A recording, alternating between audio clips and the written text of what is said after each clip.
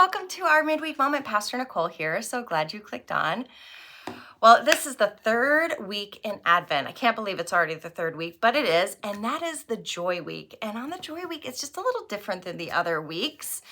We light, for instance, a pink candle for the Sunday of Joy. And we do that. It's a long tradition. You can kind of Google that and get some more information about that. Or I think we have a midweek moment from years past where we talked about that tradition.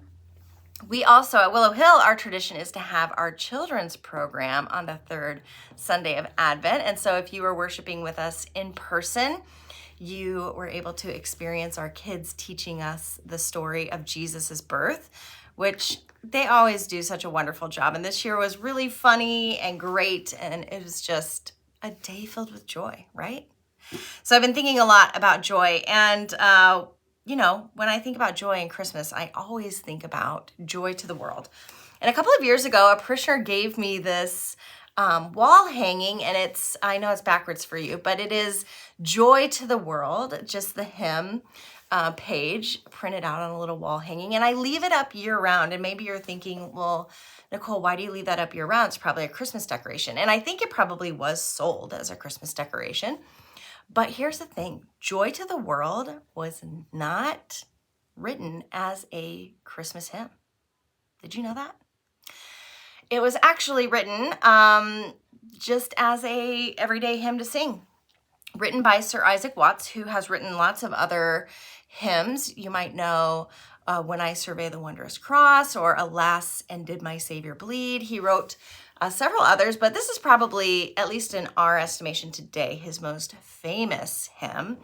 And he actually wrote it not about the birth of Jesus, not about Christmas, but about the second coming of Christ. And so if you read through those lyrics, you'll pick up on little pieces where you're like, oh, right, that makes sense. So the very first line, Joy to the world, the Lord is come. Now, a lot of times we might sing it, the Lord has come, because in our minds we're thinking about the birth of Jesus, but it's the Lord is come, as in he is here, he is returned, he is with us. In the second verse, it says, while fields and floods, rocks, hills, and plains repeat the sounding joy. Now, that is talking about how all of creation, when Christ returns, will worship him, right? It talks about, in the Gospels, Jesus says that the very rocks will cry out in worship, right? So there's that. And then the third verse, no more let sins and sorrows grow, nor thorns infest the ground. He comes to make his blessings flow far as the curse is found. So that's talking about not what we're living through today. I mean, there are plenty of thorns still growing in our world, plenty of evil still happening. But when Christ returns, that will not be the case anymore. No more thrones, no more sorrows being grown.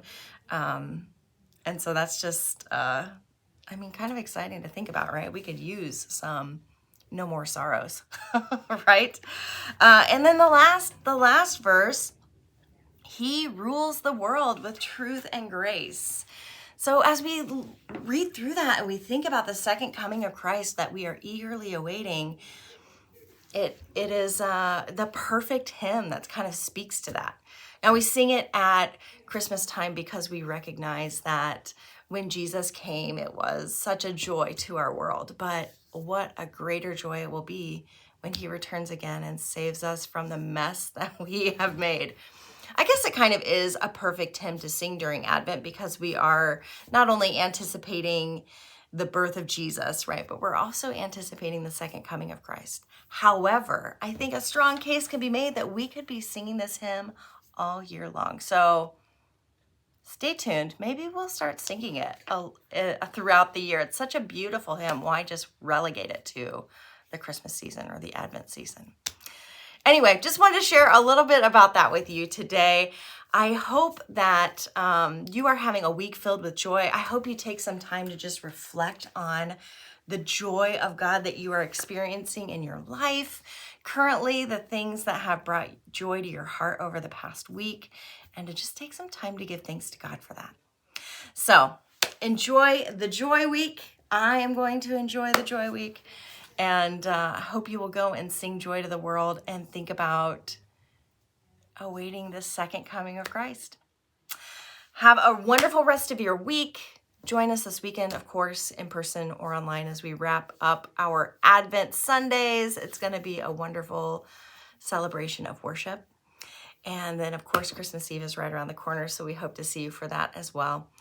And we'll be taking a little bit of a break till the new year. So have a wonderful new year. We will see you in 2025. Bye.